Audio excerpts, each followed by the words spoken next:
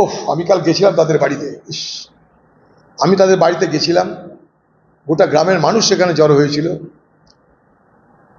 দুঃখ তো হচ্ছেই, পাশাপাশি ঝন্টু শেখ তার আত্মবলিদানের মাধ্যমে এটা বলে গেল দেশবাসীকে যে দেশ রক্ষার প্রশ্নে হিন্দু মুসলমানের কোনো ফারাক নেই। সীমান্তে যেমন ফৌজি আছে, তারা কেউ হিন্দু, কেউ মুসলমান, কেউ শিখ, কেউ খ্রিস্টান, কেউ নেপালি, কেউ আদিবাসী, তাদের মধ্যে কোনো ভেদাভেদ নাই। তাদের একটাই লক্ষ্য, দেশকে রক্ষা করতে হবে যেভাবেই হোক। আর সে দেশকে রক্ষা করতে গিয়েই ঝন্টুকে গুলিতে ঝাঁঝরা করে দিয়েছে জঙ্গিরা। সে জেসে ফোর্স ছিল না, প্যারা কমান্ডো। প্যারা কমান্ডো হচ্ছে হাইলি স্কিল্ড ট্রেন সমস্ত আমাদের সেনাবাহিনীর সদস্য তারা। শুধু তাই নয়, ঝন্টুর আরেকটা ভাই, সেও কিন্তু বর্ডারে আছে, সেও কাশ্মীরে আছে, সেও দেশকে রক্ষা করার জন্য লড়ছে। 26 জন হিন্দুর মৃত্যুতে আমাদের যেমন সবাই ভারতবর্ষে ক্রন্দনরত, মানে ক্রন্দনরত, তারা সবাই শোকগ্রস্ত, সারা ভারতবর্ষের মানুষ।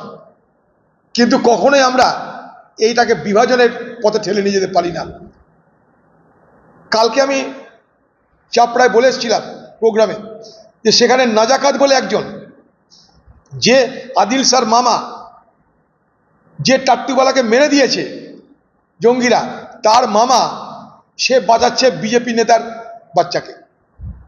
কালকে আমি বলেছি, আজকে দেখছি খবরের কাছে সেটা বেরিয়ে গেছে, আমি কিন্তু কালকেই বলে এসেছি।